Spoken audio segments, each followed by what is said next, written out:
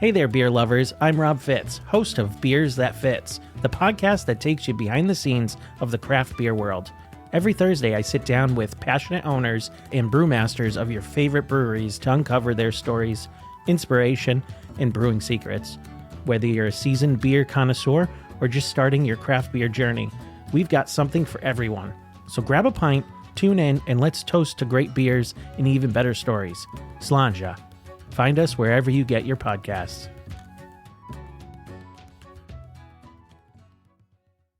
Damn, she's like a multi-tool. Really? She's like a wedding. Granted, it's not like multi-tool. like backyard weddings, but I've DJ. People have asked me to DJ them before. Huh? Rob's actually was a DJ, and then I being came good on at that. board, and he's like, "You're better than I am. Make the playlist, and I'll play them." Honestly, Makes sense. Yeah. With all the gear, yeah. All Well, right, and most of us now have purchased. I'm in the vibe. I got this. Alrighty, folks. Thanks All for right, bearing Rob. with. All right, action. Rob, no, we don't work like that. We don't I know do you that don't. here. So we gotta say hello. We've got to introduce a special guest. Special guest. Who am I? You're just a special guest. All right. You're the pizza man. I mean, I know I am a little special, so. Okay.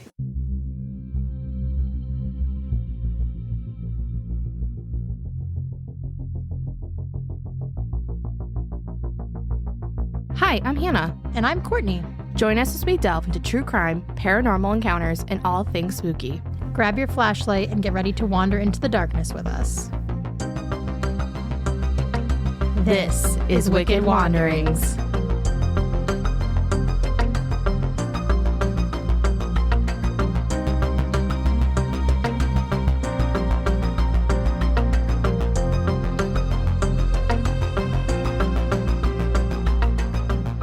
Hi, Hannah. Hi, Courtney. We have a special guest here today. We found him outside. did. He was delivering our Wandering pizza, around. actually.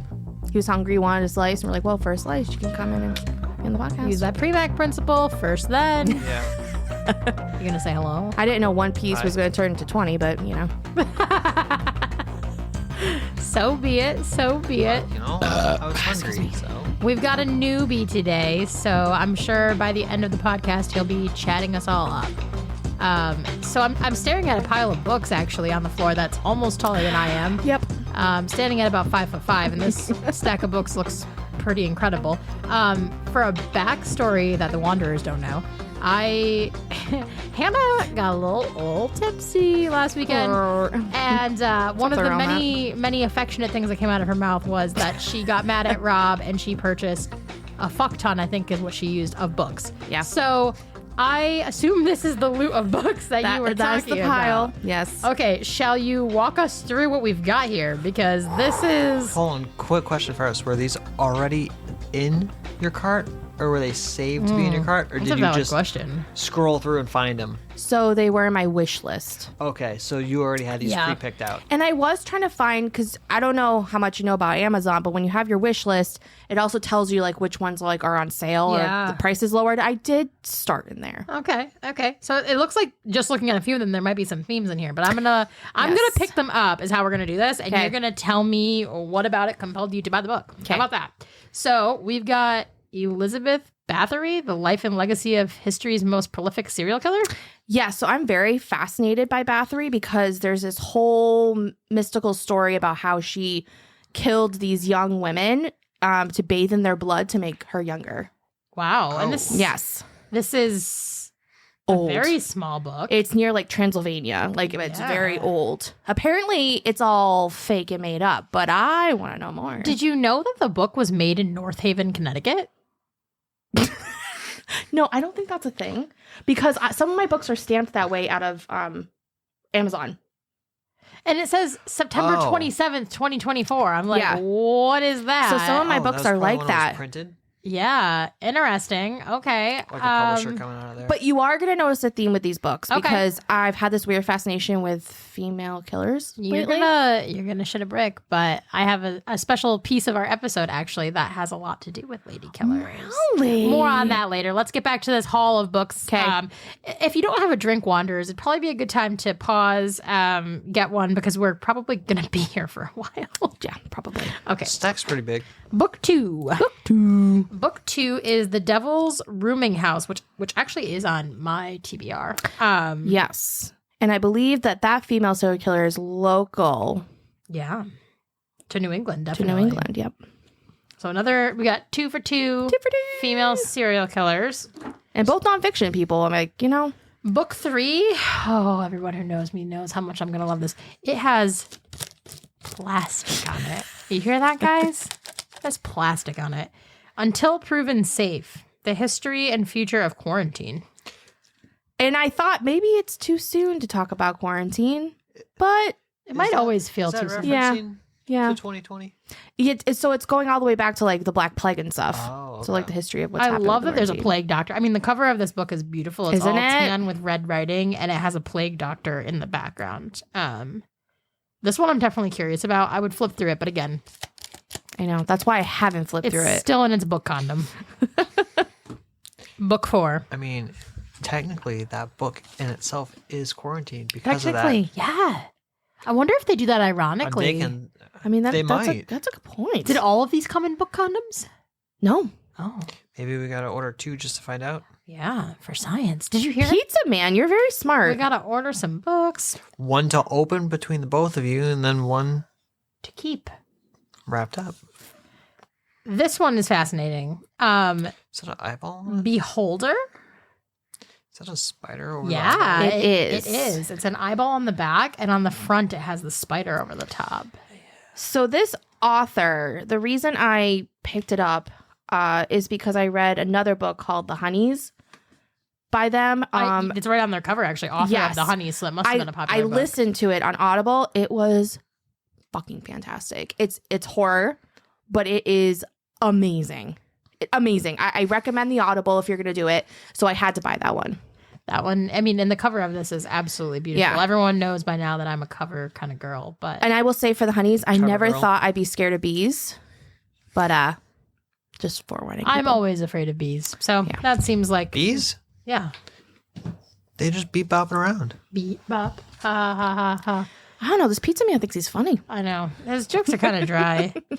The next one, The God of the Woods. I heard good things. This just came out too. Ooh, and it looks like it's stationed someplace. I mean, it looks like fiction. but Yes, it, that one's a from fiction. The Adirondacks, New York. You could be right. I'm just here, everybody taking photos of all the covers of these books, just trying to be a Hannah wannabe, not even hiding it. So the theme really is here, just spooky, odd, weird things, which I don't think pretty much. anybody expected to be diffed. What did I even say? Were we on book 5? 1, 2, 4, Oh, 5. Yep. yeah. So this is the 6th one. Cujo. Well, Of course. I need a new classic. Stephen King. You have to have a Stephen King Cujo. Cujo is not spelled the way that I would have thought it was. I have to say that my first impression. Were you of this thinking it was book. with a K? Yeah, I really. So fun fact, this book, Stephen King wrote while he was freaking high as a kite. That makes sense. He was on drugs. Knowing what I know about this book, that Yes. makes sense. You would have to be on drugs to do that. Yes. No disrespect to Stephen King. So like, I'm going to read it with like that in mind and just try to get in that, mindset. It's a good thing you don't do drugs because I would be concerned. And I Isn't don't there a think it's couple weed. movies It's about definitely Cujo. Oh yeah, I'm sure there is. Yeah. Yeah. But it wasn't weed. It was like tripping LSD or something. yeah. It would have had to have been some kind of hallucinogen. Yeah. Definitely.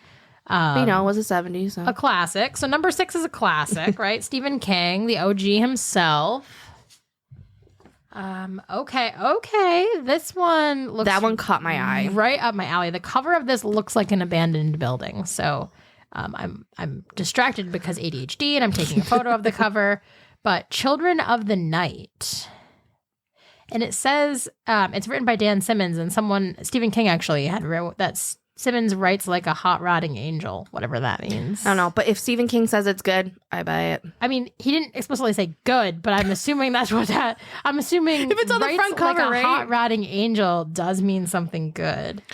Maybe the angels put in big blocks in. It has to do with a Chevys. desolate orphanage in Romania. Just as a small teaser for what book number 7 this was. I lost count. Pizza Man, can you start handing me those books? Because I actually can't reach them. Little arms. I have little arms. I'm like a T-Rex. Okay. This one caught my eye too. Ghost Camera.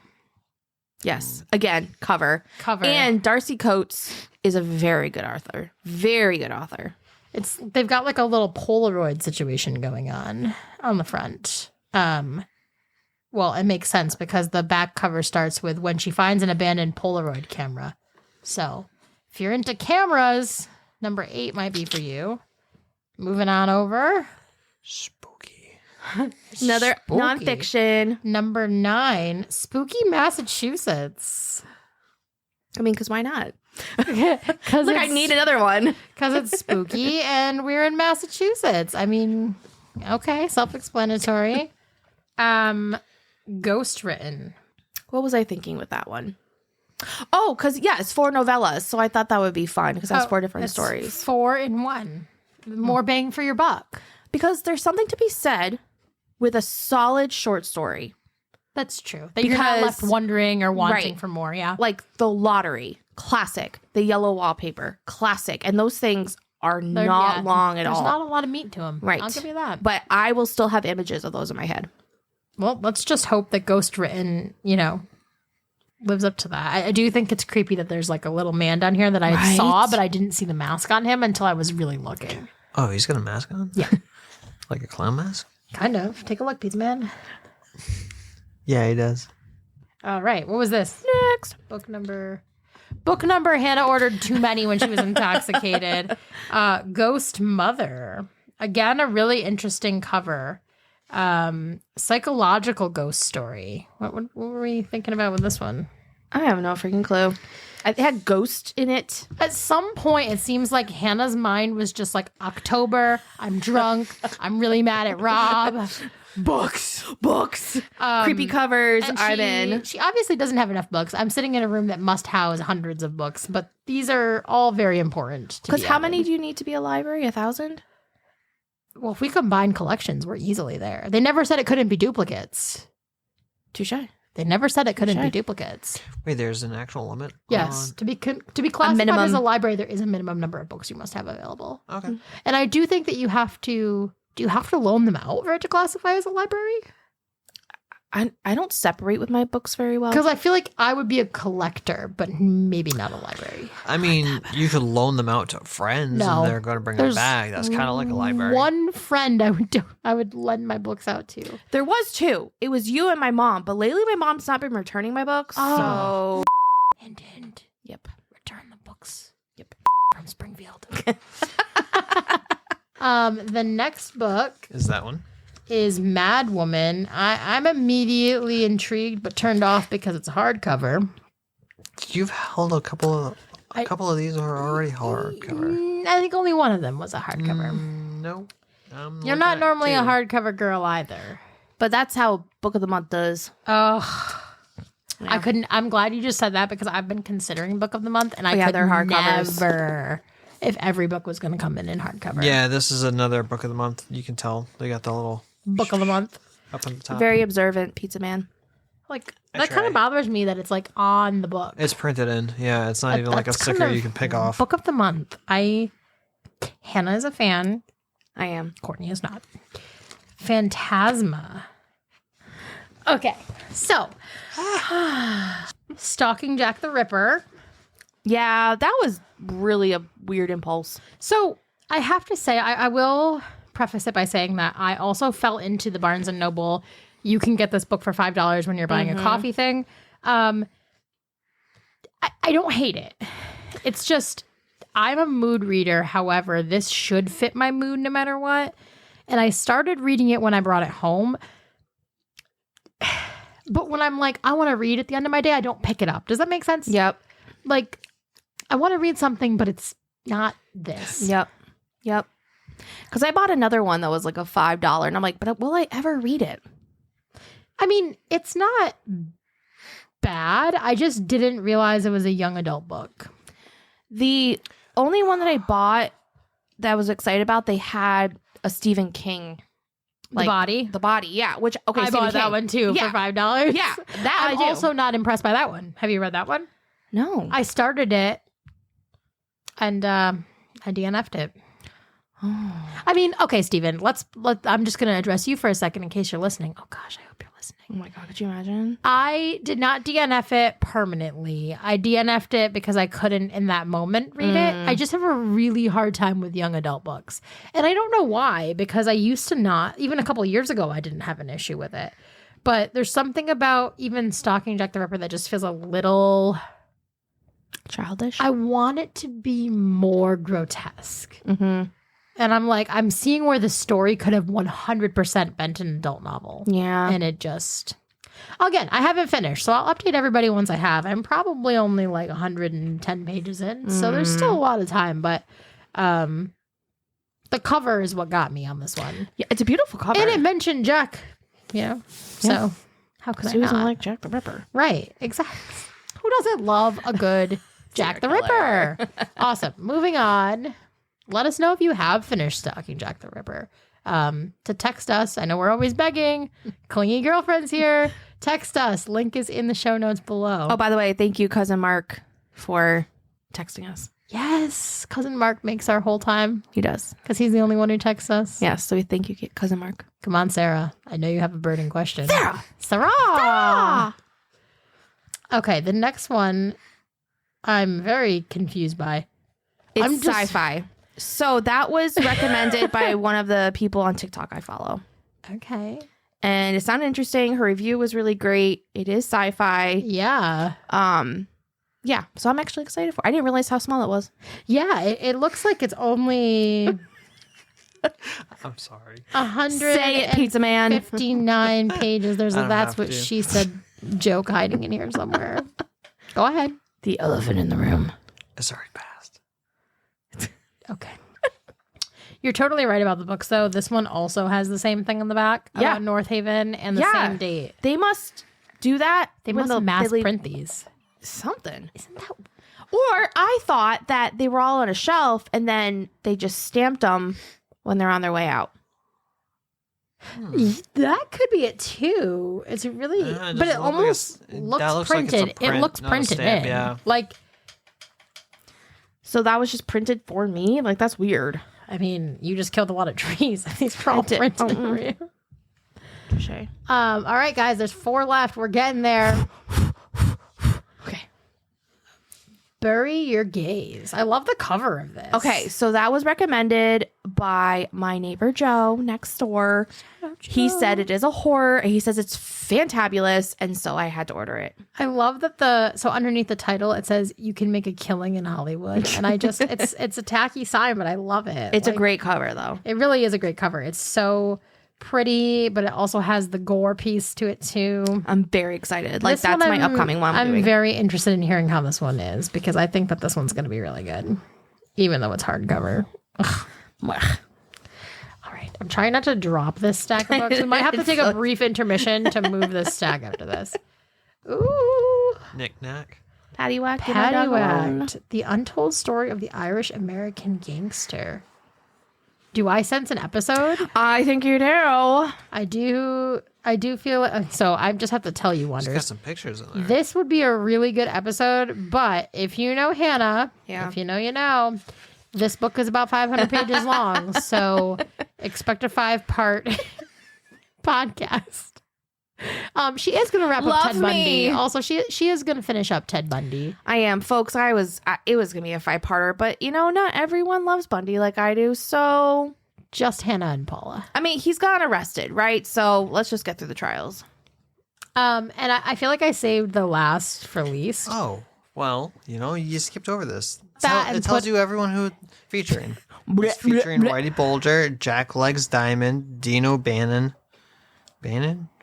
George Bugs Moran. Like, you got, this one's based off a true story. Over My Dead Body has actually been on my TBR for quite a while. I think I saw it on a friend's Instagram. I think that's how I found out about it, and it caught my eye because of the piece about cemeteries. Yes, I follow Morbidly Curious Book Club, and You know what? That's where they have an Instagram, don't they? they do. That's 100% where I found that. With patches. Yep. That's 100% where I saw. I'm like, it was on a friend's Instagram. I mean, I I think Patches is our friend. Don't know how many friends I think I have that read books and post them on Instagram. It's just Hannah's bookcase. Yeah, which I haven't posted in a while. Link to Hannah's bookcase Instagram in the show notes below. Shun the non-believer, Charlie. Shun. Huh? Shun. Please, Pizza Man knows. Hold on. Have you never seen that? You've never seen Seen what? Charlie the Unicorn? Who the fuck is Charlie? the No way. You've never been to Candy Mountain, Charlie? Let's go to Candy Mountain, Charlie. My God, what kind of fucking cult is that? My babies! My toe. Of course, it's like the one hardcover that fell out. That's what you get, you bitch. You don't like me. I laughed at her for never seeing. I don't even know what I was saying. My foot Kenzie's hurts. all scared. I'm actually a little curious now as to how many people haven't actually watched that now. Probably quite a few. I only know it because my cousin Brett made me watch it when I was a kid. We actually did a reenactment of Cookie Mountain. Yeah. What kind of weird crap is this? It's the funniest thing It ever. is pretty funny. Yeah. We'll show it to you when we're done. Okay. We'll show it to you when we're done. So this was a really fun trip down book lane here with Hannah. I would love to say moral of the story is don't drink so much that you buy a billion books, but I feel like she only benefited from this purchase. I'm failing to see where there's a negative to purchasing all these books, except the fact that you can't quit your day job to stay home and read them all. Yeah, I've tried. It doesn't work. They frown on you taking that many days off. Yeah. If anyone has a way around that, I mean, let me know. Yeah. Yeah, I know that. Oh, all right. I just had to see it. Okay. That makes me... Shun. But I think I tried taking that out of my brain. Oh, sorry. With all the fucked up things I watch and read, that's weird. Stay with us. We'll be right back.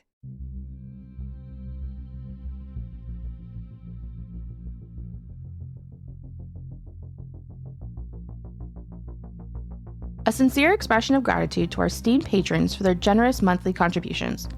Lynn, Sarah, Courtney, Stephanie, Kate, Karen, Ashling, Mark, Jake, Brooke, and Margie. You too can become a valued patron and unlock a realm of exclusive content by supporting our mission for as little as $3 a month. Your contributions sustain our commitment to delivering high-quality content. Visit wickedwanderingspodcast.com and click on the support tab to join the ranks of our dedicated patrons. Thank you for considering this opportunity to deepen your engagement with Wicked Wanderings. Your support is paramount in enabling us to continue our journey into the realms of mystery and true crime. And now, back to the shit show.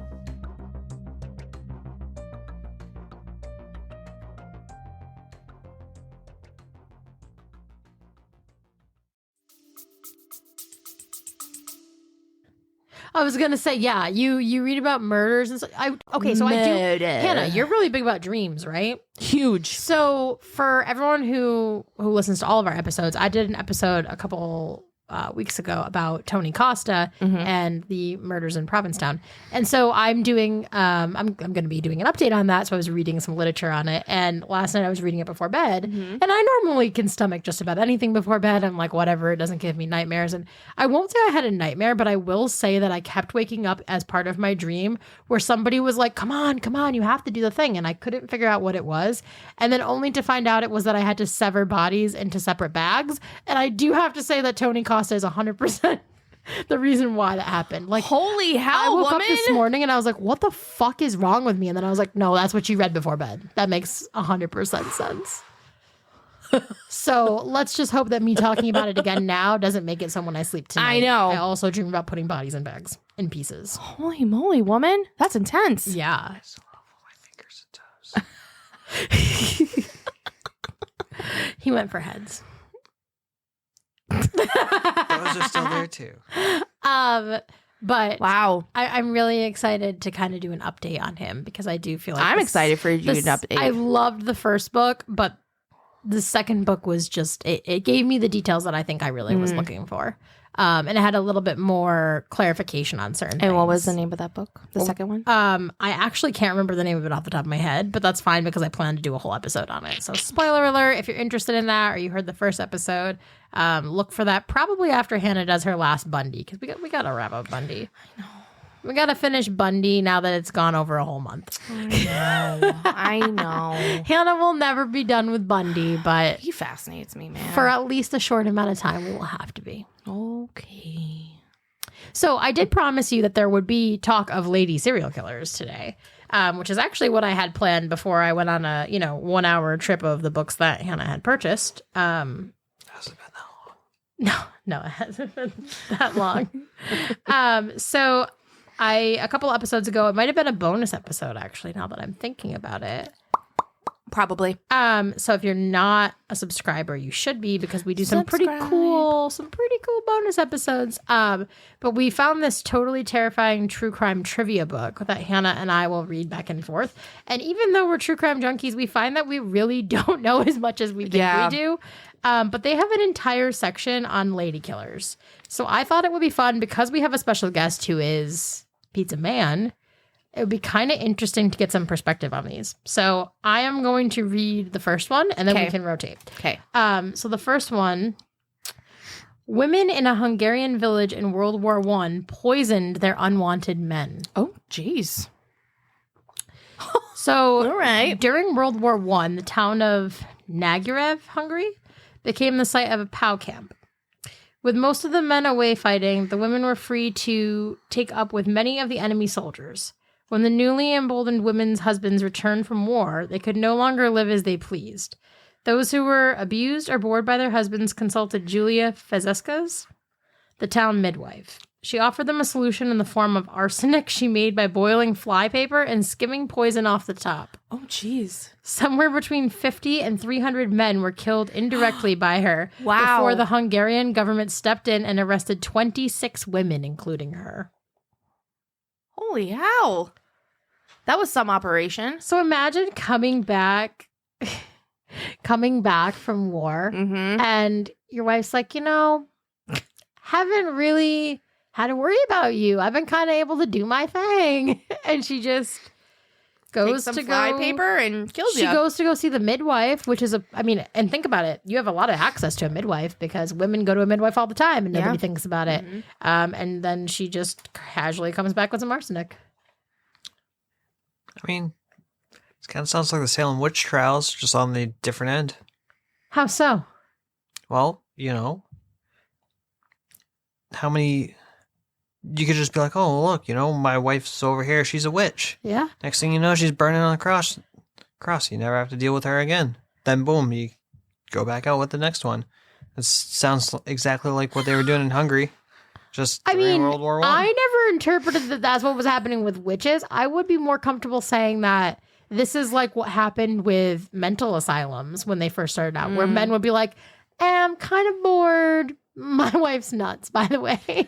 Yeah. She has hysteria. Ugh. Hysteria. What does that even mean? She cries sometimes.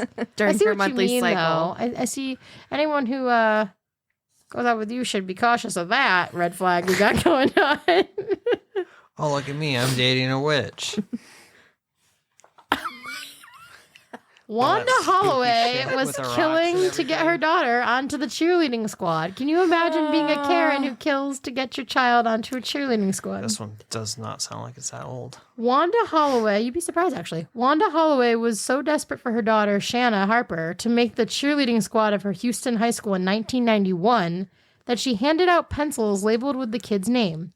Doing so disqualified Shanna, so Holloway took more drastic measures. She murdered her neighbor, whose daughter Amber, she theorized, would be too distraught to attend cheerleading Oh, tryouts. good Lord. That would open up a spot for Shanna. When she asked her brother-in-law to find her a hitman, he went to the authorities, who outfitted him with a wire so he could gather evidence to prove Holloway's guilt when they went next. Shanna never did make the team, by the way. Oh, my God. So she murdered a person to get her child onto a high school cheerleading team, and her daughter never even... So she got caught, and her daughter never even made the team. Parents will do weird shit for their kids. Yeah, but I was going to say, that's like cheer moms. That's a whole different breed. That's like dance moms. They've got a whole show about Yeah. their drama. Mm-hmm. That's just... so far what I'm seeing is lady killers are complicated. Yeah. I feel like male killers are a little bit more straightforward. power, money, Sex. yeah, Yeah. women. Mm-hmm. Like, this is just like freedom and pom-poms. And pom-poms. So sorry, I've got freedom and pom-poms. I'll read one more, and then I will let Hannah read a few. I won't take all the fun myself. Diane Downs killed her children because she thought that was what her boyfriend wanted. Ooh. Okay. In May 1983, Diane Downs was driving with her 3 children near Springfield, Oregon, when during what Downs claimed was an attempted carjacking, a man shot and killed Downs' daughter and paralyzed her other 2 children. Oh, geez. Forensic and blood splatter evidence proved Downs was lying. Court testimony from the surviving daughter revealed that Downs pulled the trigger. She'd aimed to execute them so that she could carry on an affair with a married man who didn't like children. Oh, my God. I wonder if he doesn't like children and she did away with that problem. How does he feel about murderers? I know, right? You know, when you, like, I'd rather deal with the kids. Like, is that a deal breaker for men? Like, if you didn't want children, would it be children or murderer? Which one would you be more tolerant of? Like if I didn't want children? Yeah. To have someone kill children? Yeah. Would you rather be dating a woman who was a murderer or who had children? Children. Yeah. Just for a minute, he had me alarmed. I was like, Oh, no, because, like, you'd be concerned, like, hey, what if I snore in bed? What's she gonna do? Just Snap. stab me? Kill ya. Well, apparently she shoots you. That's what Diane Downs does. Okay. Belle Gunness made a fortune killing and collecting insurance. Okay. That's kind of boring. That's kind of vague. I don't. It was very boring. Yeah, In 1902, Norwegian immigrant Belle Gunness married a butcher in Chicago. Just 1 week after they married, his baby daughter died while in Gunness's care. Unsurprisingly, she had taken out an insurance policy on the infant. Within the year, the butcher also died, but Gunness was found not guilty. He had died on the exact day that his 2 life insurance policies overlapped. Oh. So Gunness made a good profit. She then placed an ad for a new husband in Midwestern newspapers offering to join fortunes. Gunness killed 4 men who came to her home responding to the ad. She stole their money and buried their bodies around the property and somehow avoided capture. She ran off before police could find her, and despite having killed up to 40 people in similar schemes, she was never found or prosecuted. Stay with us. We'll be right back. Before we get back to the podcast, I want to let everyone know that we have a new design in our store. It's a t-shirt design inspired by one of our fans, and you can get it today on our website. As always, our merch store is what keeps us going, so thank you for all of the support. We love you all.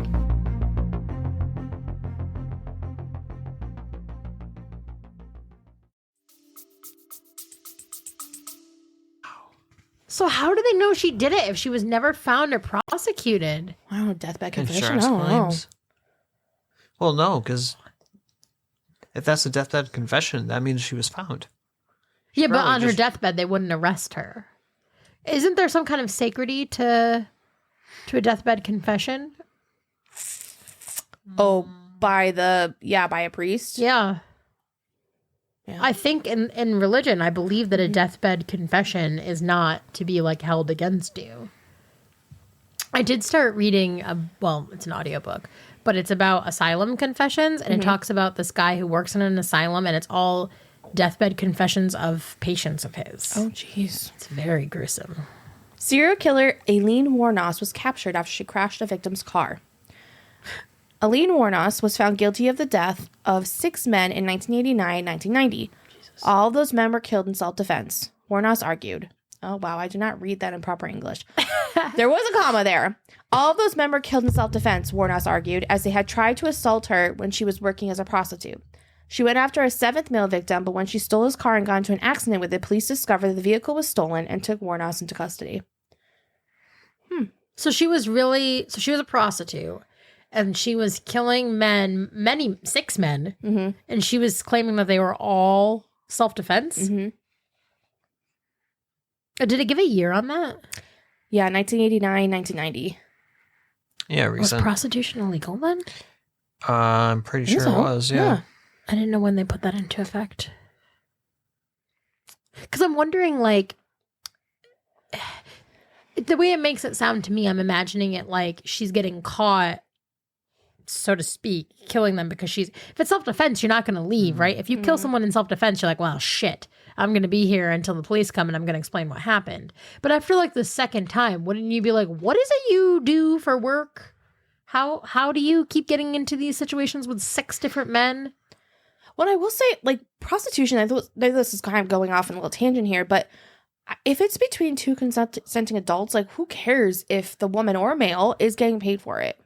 You know, I never really understood that either. I always thought that it was because the legal line of, like, can someone turn around and say, like, oh, because they wouldn't do a certain thing that they were assaulted? You know what I'm saying? But I guess that could happen in any relationship. I mean, right? it could. Well, maybe she wasn't willing to have sex with these guys, and she was just like, I'm just going to kill them and save self-defense, take the money and run.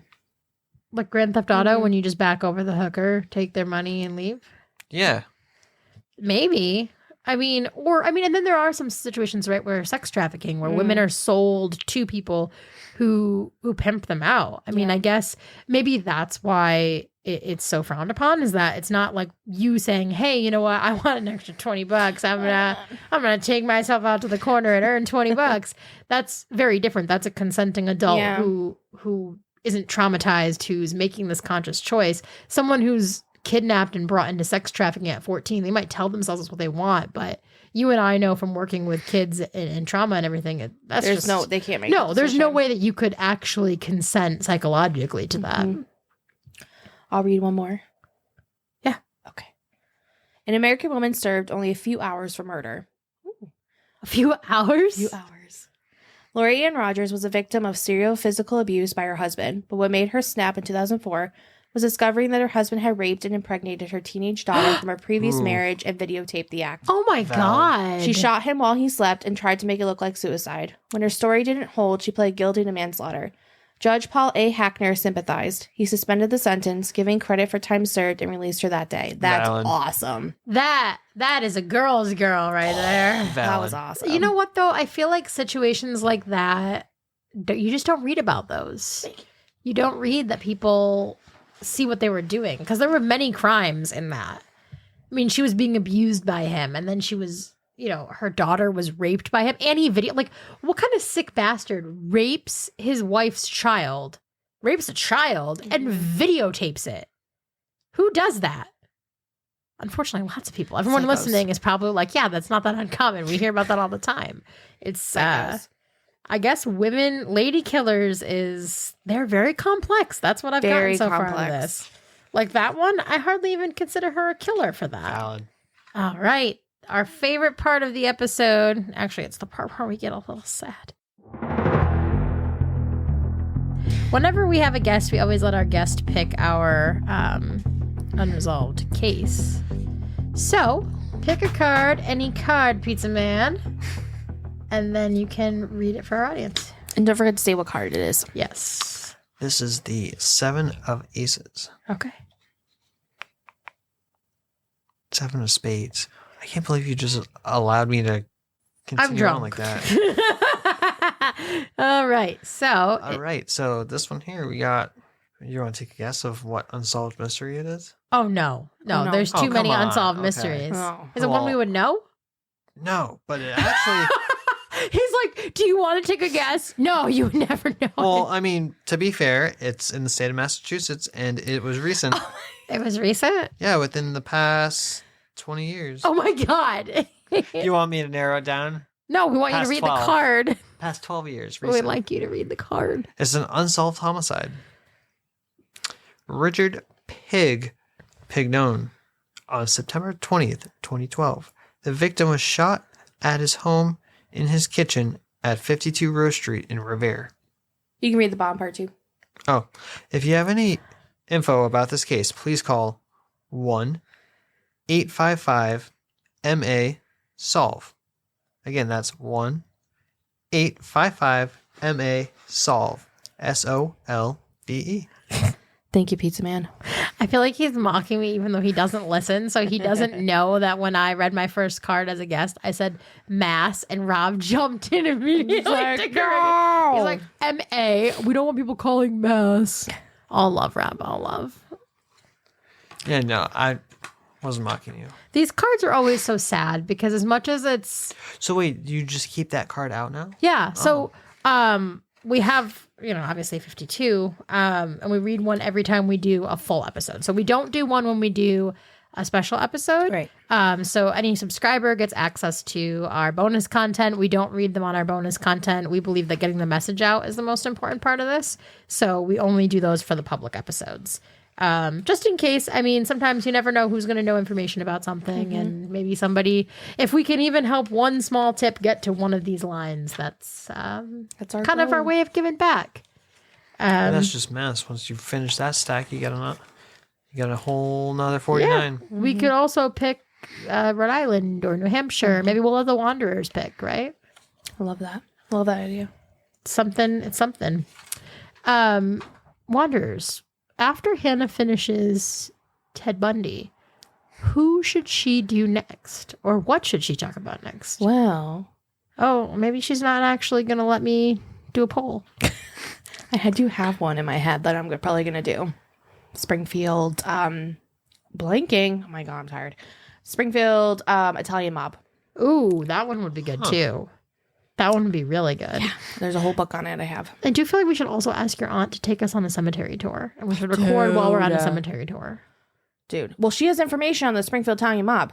So does my mom. Can we bring them in? Absolutely. I already told them I want them on the podcast for it. Perfect. We love guests. Yeah. Also, if we have wanderers who are local to us and they have something that they want to do, we are more than welcome to ideas, and you can come on and have your own episode.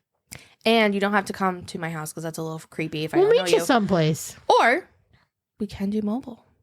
We have the capabilities. See, you don't even have to look at us. Yep. Yeah, someone call in. We could.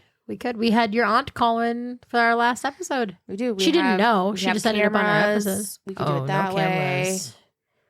Cameras. I do have one wanderer who said that they would do a podcast with us here on the only condition that Rob did not videotape them.